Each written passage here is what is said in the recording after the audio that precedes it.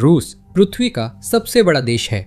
इसका क्षेत्रफल 11 समय क्षेत्रों, 2 महाद्वीपों और 66 लाख वर्ग मील भूमि में फैला हुआ है।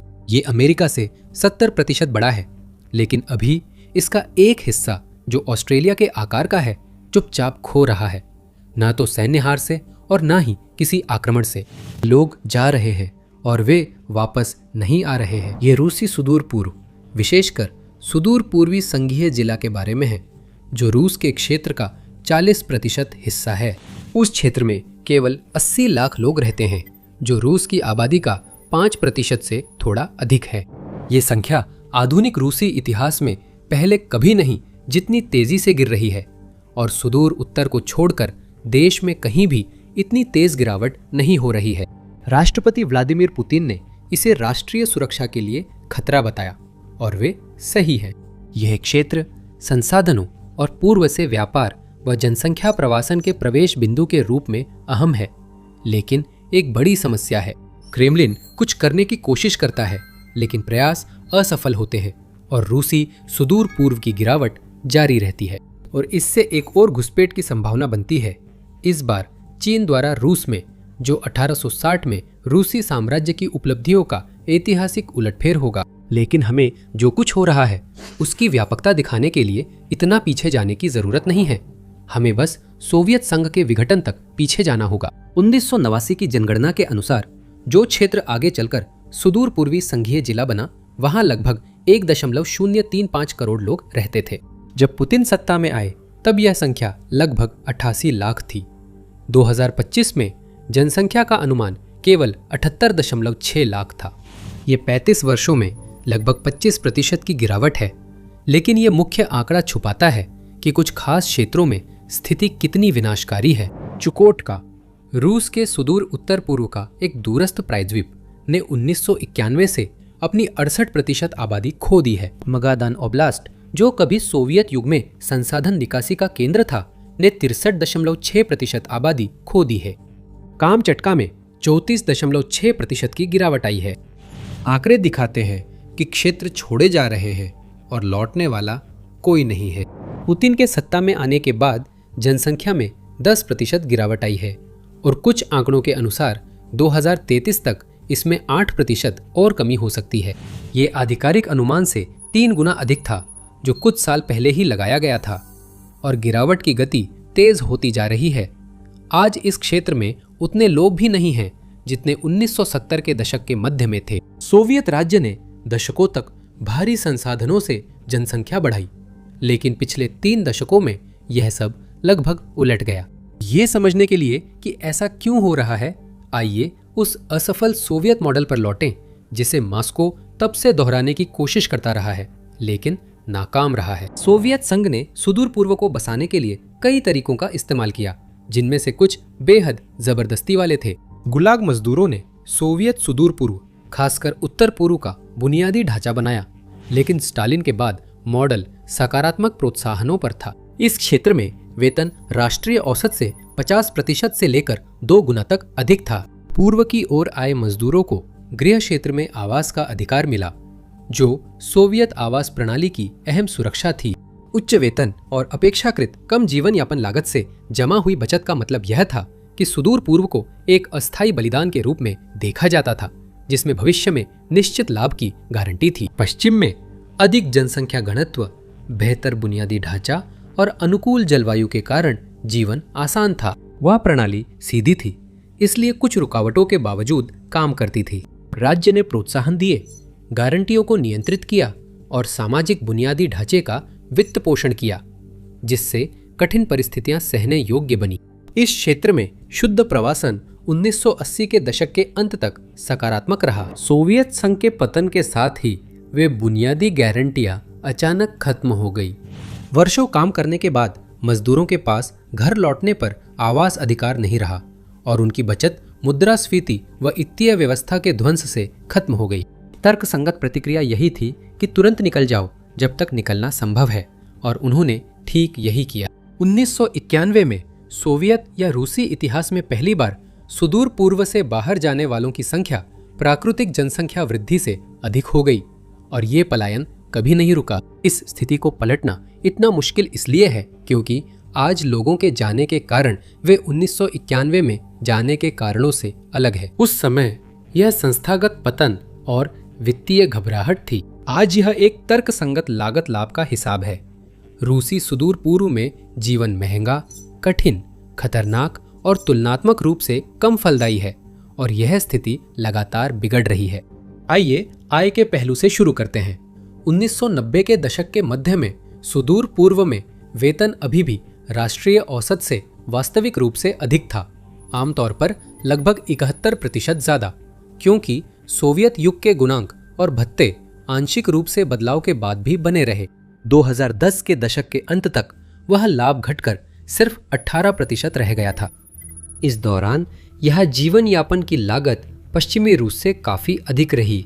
खाबारोव्स्क और व्लादिवोस्तोक जैसे अधिक सुलभ दक्षिणी शहरों में 25 से 30% ज्यादा, कामचटका और सखालिन जैसे स्थानों में 40 से 60% ज्यादा और चुकोटका में 80 से 100% तक ज्यादा। गणित सीधा है, आप थोड़ा ज्यादा कमाते हैं लेकिन काफी ज्यादा खर्च करते हैं। सुदूर पूर्व में आपकी तनख्वाह की असल कीमत और नोवोसिबिर्स्क या मॉस्को में उसकी असल कीमत के बीच का अंतर लगातार घट रहा है।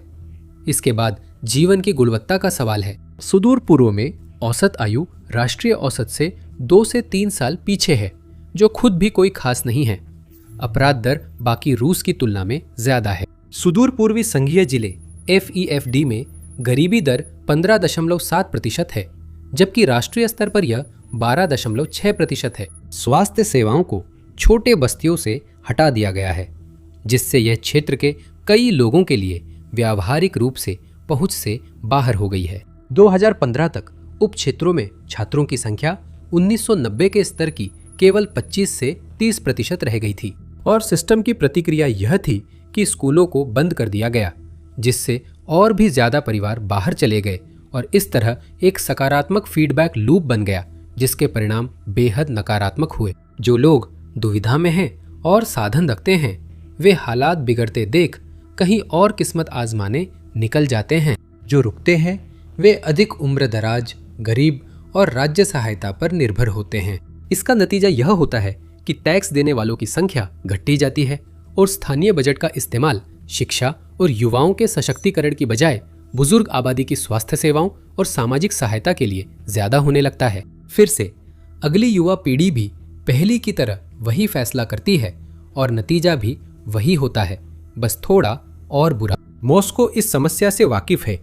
पुतिन इसे कई सालों से राष्ट्रीय सुरक्षा के लिए खतरा बता रहे हैं। रूसी सरकार ने इसे सुधारने के लिए 2 कार्यक्रम शुरू किए हैं, लेकिन अब तक उनमें से कोई भी कामयाब नहीं हुआ है।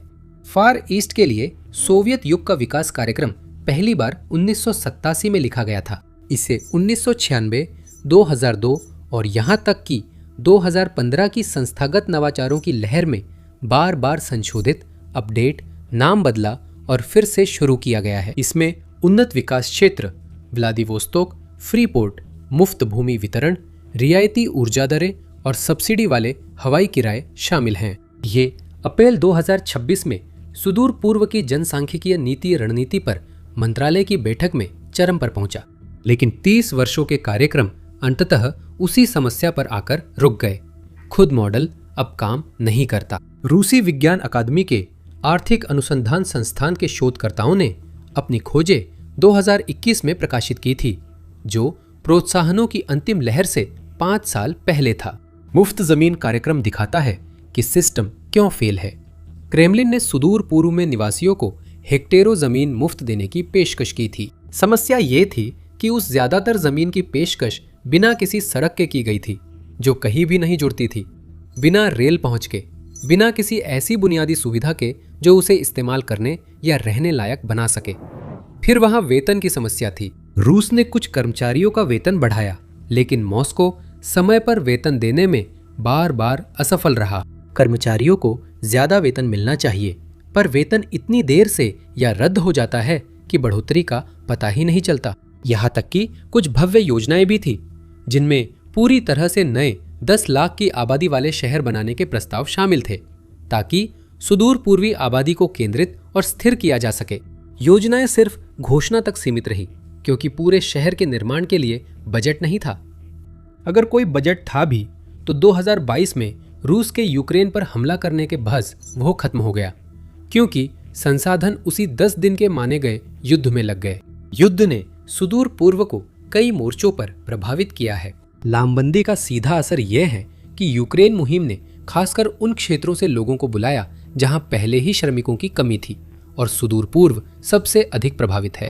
कामकाजी उम्र के पुरुष वे जनसांख्यिकीय हैं जिनकी किसी भी तरह की आर्थिक गतिविधि को बनाए रखने के लिए सबसे ज्यादा जरूरत होती है, खासकर ऐसे क्षेत्र में जहां पहले से ही पर्याप्त श्रमिक नहीं मिल रहे हैं और फिर भी इन्हें लामबंद किया गया है, मारे गए हैं, घायल हुए हैं या भर्ती से बचने के लिए भाग गए हैं। युद्ध ने बजट बर्बाद कर दिया है, क्योंकि रूस के रक्षा खर्च ने बाकी सभी मदों को पीछे धकेल दिया है, जिससे बुनियादी ढांचा प्रभावित हुआ है।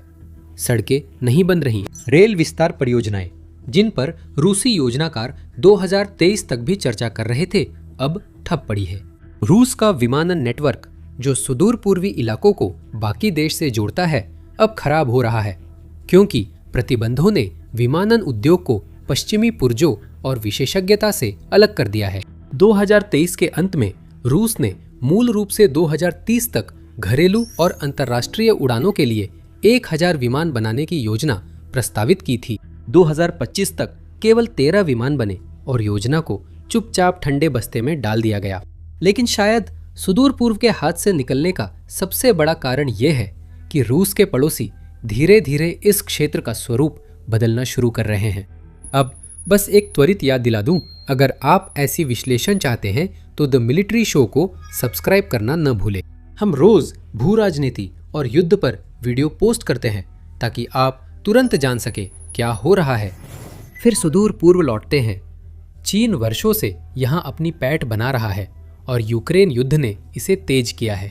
अब मॉस्को को बीजिंग की जितनी जरूरत है उतनी बीजिंग को मॉस्को की नहीं है, और इसकी कीमत सुदूर पूर्व में चुकाई जा रही है। 2025 तक सुदूर पूर्वी संघीय जिले में चीनी निवेश 1 ट्रिलियन रूबल यानी लगभग 13.5 अरब डॉलर तक पहुंचने का अनुमान है। खाबारोव्स्क क्षेत्र और चीन के बीच व्यापार मात्रा 2024 में 5.5 मिलियन टन बढ़ी और 2025 के सिर्फ पहले 6 महीनों में इसमें और 36% की वृद्धि हुई। चीन मूल रूप से सुदूर पूर्व की पूरी अर्थव्यवस्था को अपने में समाहित कर रहा है और जो व्यापार संघीय क्षेत्रों के बीच होना चाहिए था उसे अपने पास खींच रहा है। लेकिन एक और महत्वपूर्ण कारक है जनसंख्या। लगभग आधा मिलियन चीनी नागरिक अब व्लादिवोस्तोक और यूराल्स के बीच रहते हैं और इनकी संख्या बढ़ रही है। वीजा फ्री व्यवस्था और रूस के उन्नत विकास क्षेत्रों तक प्राथमिकता प्राप्त पहुंच से ये संभव हुआ। ये क्षेत्र मॉस्को ने निवेश और जनसंख्या बनाए रखने के लिए बनाए थे, जो रूसी श्रमिकों को बनाए रखने की तुलना में चीनी श्रमिकों को आकर्षित करने में अधिक प्रभावी रहे हैं। फार ईस्ट के कई शहरों में यूक्रेन की विदेशी खुफिया सेवा ने रिपोर्ट दी है कि वहां ऐसे इलाके हैं जहां कार्यबल में रूसी लोग बहुत कम हैं। याद रखें, फार ईस्ट में रहने वाले रूसी मूल रूप से वहीं के नहीं थे। वे अल्पसंख्यक नहीं हैं जो साइबेरिया में रहने के आदी थे, बल्कि उन्हें सोवियत संघ द्वारा वहां स्थानांतरित किया गया था, इस वादे पर कि उनके काम से उन्हें ज्यादा पैसे मिलेंगे। वे सांस्कृतिक रूप से पश्चिमी रूस के लोगों के अधिक करीब हैं, न कि वहां की मूल आबादी के। उस आबादी के मंगोलिया या चीन से पहले से करीबी संबंध है, पर इसका मतलब ये नहीं कि वे नए प्रवासियों को ज्यादा स्वीकार करते हैं। चीन की सरकार की भी शायद यही दिलचस्पी है। याद रखिए, 1860 से पहले बाहरी मंचूरिया छिंग चीन का हिस्सा था और चीन ने उस ऐतिहासिक संदर्भ को वास्तव में कभी भुलाया नहीं है। पिछले वर्षों में चीन ने रूसी शहरों को उनके पुराने चीनी नामों से बुलाना शुरू किया। बिल्कुल, इसका मतलब यह नहीं कि चीन अब अचानक हमला कर 150 साल पहले खोई जमीन वापस ले लेगा। शायद उसे हमला करने की जरूरत नहीं, क्योंकि स्थानीय लोग रूस की आर्थिक नीतियों, लामबंदी और युद्धकालीन हितों से पहले ही असमान व्यवहार से परेशान हैं। इससे निपटने के लिए रूस ने एक अनोखी और शायद आत्मघाती रणनीति अपनाई, जिसमें रूसियों की जगह अलग पूर्वी एशियाई लोगों को लाया गया। फार ईस्ट में श्रमिकों की कमी के लिए मॉस्को ने प्योंगयांग का रुख किया है। यह व्यवस्था सरल है। 2024 और 2025 की शुरुआत में 15,000 से ज्यादा उत्तर कोरियाई श्रमिक आधिकारिक तौर पर रूस पहुंचे, जिनमें से अधिकतर फार ईस्ट में है, क्योंकि वहीं उनकी सबसे ज्यादा जरूरत है और वो उनके देश के करीब है। अनौपचारिक अनुमान बताते हैं कि 2025 के अंत तक वास्तविक संख्या 50,000 के करीब हो सकती है और इस क्षेत्र में काम कर रही रूसी कंपनियों ने पहले ही 1,53,000 अतिरिक्त उत्तर कोरियाई श्रमिक अनुबंधों के लिए अनुरोध भेज दिए हैं। मांग कम नहीं हो रही, इसका सबूत है कि कई उत्तर कोरियाई अपने अनुबंधों को गुलामी जैसा मानते हैं, जिसमें 18 घंटे की शिफ्ट और साल में सिर्फ 2 दिन की छुट्टी मिलती है। इस व्यवस्था की संरचना से पता चलता है कि किसे लाभ मिल रहा है। उत्तर कोरियाई श्रमिकों को आमतौर पर संविदात्मक ढांचे के तहत न्यूनतम वेतन ही मिलता है। रूसी कंपनियों द्वारा उत्तर कोरियाई श्रमिकों के भुगतान और उन्हें मिलने वाली राशि का अंतर प्योंगयांग जाता है, जो किम जोंग उन सरकार के लिए प्रमुख विदेशी मुद्रा स्रोत है। इसी कारण उत्तर कोरिया के पास इस व्यवस्था को जारी रखने का प्रोत्साहन है और मॉस्को के पक्ष में दोबारा बातचीत का कोई प्रोत्साहन नहीं। 2 परमाणु हथियार संपन्न देश रूसी क्षेत्र में अपनी पकड़ मजबूत कर रहे हैं। उनके तरीके अलग हैं, लेकिन रणनीतिक रूप से लक्ष्य एक है। जहां मॉस्को अपनी ही आबादी के बल पर पर्याप्त कर्मी नहीं जुटा सकता, धन नहीं लगा सकता या ठीक से शासन नहीं कर सकता, वहां इन देशों की मौजूदगी बढ़ती और गहरी होती जा रही है। यूक्रेन की विदेशी खुफिया सेवा ने कहा कि मॉस्को अपनी ही जमीन से युद्ध की कीमत चुका रहा है, जो युद्ध जीतने और घरेलू स्थिरता के लिए पुतिन का जुआ था, जिसे उन्होंने खुद बर्बाद किया। यहाँ एक और पहलू भी है जिसे पश्चिम में अपेक्षाकृत कम कवरेज मिलता है, आंशिक रूप से क्योंकि यह बहुत चरम लगता है और आंशिक रूप से क्योंकि यह अभी शुरुआती चरण में है। सुदूर पूर्व में जनसांख्यिकीय पतन के रूस के भीतर राजनीतिक परिणाम भी हैं। जैसे जैसे जातीय रूसी लोग क्षेत्र छोड़ रहे हैं, वहां की जनसांख्यिकीय संरचना बदल रही है। सुदूर पूर्व के कुछ शहरों में चीनी और उज़्बेक आबादी अब रूसी लोगों के बराबर हो गई है। रूसी कार्यकर्ता, जिनमें से कुछ के पास संगठित मंच भी है, अब सार्वजनिक रूप से स्वतंत्र साइबेरिया की अवधारणा पर चर्चा करने लगे हैं और कभी-कभी यूनाइटेड स्टेट्स ऑफ साइबेरिया वाक्यांश का भी इस्तेमाल करते हैं। ये एक कला आंदोलन था जो बाद में राजनीतिक और सांस्कृतिक पहचान बना। आज भी ये चर्चाएं मुख्य धारा में नहीं है, पर व्यापक संदर्भ देखें। पुतिन ने पिछले 25 वर्षों से सत्ता में रहते हुए किसी भी ऐसी राष्ट्रीय पहचान को दबाने की कोशिश की है जो स्पष्ट रूप से रूस पहले न हो। यहाँ तक कि उन्होंने पूर्व सोवियत राज्यों की स्वतंत्रता को भी कमजोर कर दिया ताकि वे संघ के साथ जुड़े रहें। यह तथ्य कि एक और संभावित अलगाववादी आंदोलन है, और इस बार उस क्षेत्र के लिए जहां मॉस्को के लिए हस्तक्षेप करने की संभावना सबसे कम है, क्योंकि वह बहुत दूर है और वहां संस्थाओं और बुनियादी ढांचे की कमी है। इसका मतलब है कि रूस की आंतरिक राजनीति पतन के कगार पर है। ये कार्यकर्ता अभी विदेश से प्रयास कर रहे हैं, क्योंकि यूक्रेन युद्ध शुरू होते ही वे रूस छोड़ने वालों में पहले थे। लेकिन अगर पुतिन की सरकार कोई भी कमजोरी दिखाती है तो स्थानीय आबादी राज्य द्वारा प्रायोजित प्रचार को समझ सकती है और आंदोलन में शामिल हो सकती है। हमारे पास एक ऐसा क्षेत्र है जो दुनिया के सबसे बड़े देशों को टक्कर देता है, जिसके नीचे लकड़ी, मछली, रेयर अर्थ एलिमेंट्स, हीरे, सोना और हाइड्रोकार्बन के दुनिया के सबसे बड़े भंडार है, जिसकी सीमा चीन, जापान और उत्तर कोरिया से लगती है और जो बेरिंग जलडमरू मध्य के पार लगभग अलास्का को छूता है। पुतिन रूसियों को वहां रोक नहीं पा रहे हैं। स्थानीय लोग धीरे धीरे चीनी या कोरियाइयों से बदले जा रहे हैं। अगली सदी में अछूते संसाधनों की अपार संपदा और अन्य विश्व शक्तियों के पास होने के भू राजनीतिक प्रभाव और भी महत्वपूर्ण होंगे। सवाल यह है कि असल में वहां कौन होगा जो अर्थव्यवस्था चलाएगा, शहर बसाएगा, संसाधनों का दोहन करेगा और तय करेगा कि किसके हित पूरे हों। मॉस्को खुद को एक महाशक्ति के रूप में प्रस्तुत करता है, अपने आसपास के क्षेत्रों पर फिर से नियंत्रण स्थापित करता है, पश्चिमी घेराबंदी का विरोध करता है और यूक्रेन तथा उससे आगे अपनी ताकत दिखाता है। लेकिन वह अपने क्षेत्र का बुनियादी नियंत्रण भी नहीं रख सकता, यानी अपने लोगों को वहां नहीं रोक सकता। रूस वास्तव में कल या अगले चुनाव में सुदूर पूर्व को खोने नहीं जा रहा है और निकट भविष्य में संघ से अलग होने के लिए कोई विद्रोह भी नहीं होने वाला है। हालांकि रूसी सुदूर पूर्व धीरे धीरे और लगातार रूसी जनसांख्यिकीय प्रभुत्व से हटकर कुछ और बनता जा रहा है, लेकिन निकट भविष्य में सीमा परिवर्तन संभव नहीं है। जनसांख्यिकीय पतन को बढ़ाने वाली ताकतें आर्थिक पतन भी बढ़ा रही है और ये अपने आप को बनाए रखने वाली और खुद को और मजबूत करने वाली है। वहाँ कौन रहता, काम करता और निर्माण करता है और संसाधनों से कौन लाभ उठाता है, इसकी हकीकत दशकों से बदल रही है। पुतिन इसे देख रहे हैं। रूसी शोधकर्ता दशकों से इसका दस्तावेजीकरण कर रहे हैं। कार्यक्रम असफल रहे हैं। युद्ध ने हालात और बिगाड़ दिए हैं। अब यह रुझान पलटेगा, इसकी संभावना कम है। रूस के लिए चीन की योजनाओं में सुदूर पूर्व सिर्फ शुरुआत है। अधिक जानकारी के लिए वीडियो देखें। वैश्विक भू राजनीति और युद्ध की ताज़ा खबरों के लिए द मिलिट्री शो सब्सक्राइब करें और बेल आइकन दबाएं।